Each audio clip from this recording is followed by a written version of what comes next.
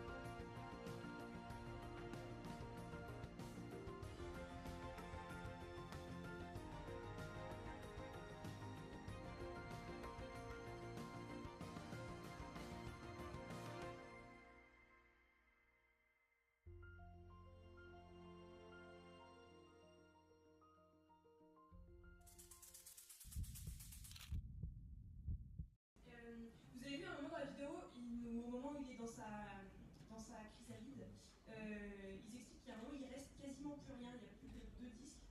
Il y a un petit peu ça aussi dans la transformation, c'est que Dieu va vraiment est capable de transformer les choses profondément en nous pour nous transformer de plus en plus à l'image du Christ. Et vous voyez, chaque étape en fait de cette transformation est une étape importante et qui à chaque fois demande du temps. Et pour arriver au papillon final, il faut qu'il passe par toutes ces étapes-là.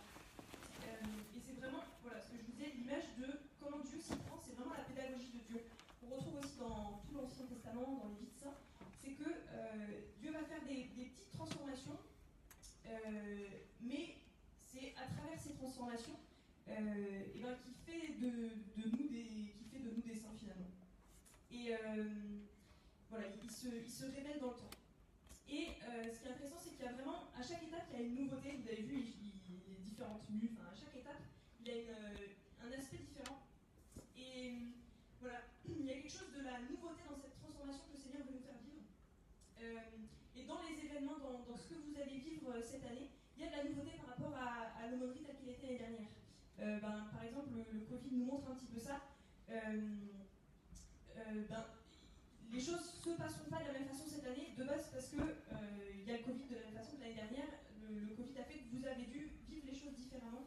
Et il y avait des fruits à ça. Par exemple, il y a des aumôniers qui nous ont fait remonter le fait qu'ils avaient eu plus de temps pour connaître les jeunes avec qui ils étaient, plus de temps pour prendre du temps de raison. Donc il y a des grâces qui viennent de cette nouveauté.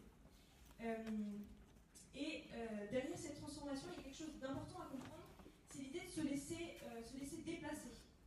Il y a vraiment une grâce dans l'imprévu qui est donnée par Dieu. Ce qui est intéressant, c'est d'avoir un regard d'enfant par rapport à ça. Voilà, d'être dans l'attente de ce que le Seigneur va nous faire vivre, de ce qu'il va transformer en nous aussi. Cet été, j'ai fait une semaine de retraite au Chemin Neuf, une semaine qui s'appelle Mannheim. En gros, c'est une semaine en mode un peu Koh-Lanta.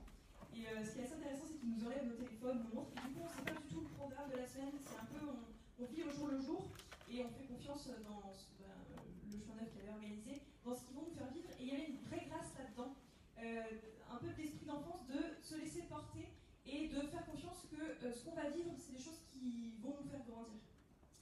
qui a vraiment été le cas. Voilà, il y a quelque chose d'être capable d'accueillir ce qui est de la souffrance dans ce que vous allez pouvoir vivre, ce qui est des déceptions, des surprises, des échecs aussi, parce que Dieu va se servir de ça aussi pour vous transformer. Voilà, il y a vraiment une notion d'abandon et d'accepter de vivre ce qui vous est donné de vivre, parce que, encore une fois, si vous rentrez dans cette attitude-là de vous laisser transformer, vous pouvez avoir confiance dans le fait que Dieu déjà respecte infiniment votre liberté et que cette transformation, c'est pour votre bonheur aussi. Voilà, et donc pourquoi je vous parle un petit peu de ça, c'est aussi votre rôle dans l'aumônerie. Vous êtes en responsabilité, et donc par rapport aux autres, ça va être d'observer les transformations qu'ils ont à vivre et d'arrêter de vouloir, vous, les transformer. C'est pas votre rôle. Votre rôle, c'est de les accompagner dans cette transformation. C'est de comprendre où est-ce qu'en est l'autre. Qu'est-ce qu'il vit dans son réel à lui, qu'est-ce qu'il est en train de vivre. Voilà, de prier pour lui, pour ce qu'il a à vivre. Et voilà, pourquoi pas de l'inspirer pour qu'il ait envie de devenir ce papillon, mais ne cherchez pas à transformer les autres par vous-même, en fait. Voilà. Ayez confiance en fait que c'est Dieu qui vient les transformer. Voilà, donc concrètement, alors on sait que vous êtes habitués au changement dans les aumôneries, tous les ans, même tous les 6 mois, il y a des nouveaux qui arrivent, des gens qui repartent. Voilà, et donc soyez vraiment, ce que je veux vous dire, c'est soyez à l'écoute des transformations que le Seigneur veut faire vivre à chacun, et qu'il vous fait vivre et qui fait vivre aux autres. Et voilà, n'hésitez pas à prendre du temps pour échanger là-dessus avec les jeunes, en fait. C'est l'enjeu de l'année, c'est la transformation de chaque personne qui vous est aussi confiée. Voilà, petit récap. Ce que vous pouvez retenir de la transformation, c'est que déjà, c'est une transformation qui vous configure au Christ. C'est Dieu qui vous transforme pour faire de vous des saints, c'est-à-dire des personnes qui sont à l'image de Jésus. Il y a une grande nouveauté à chaque fois dans chaque transformation que vous allez vivre, et il y a une joie de cette nouveauté.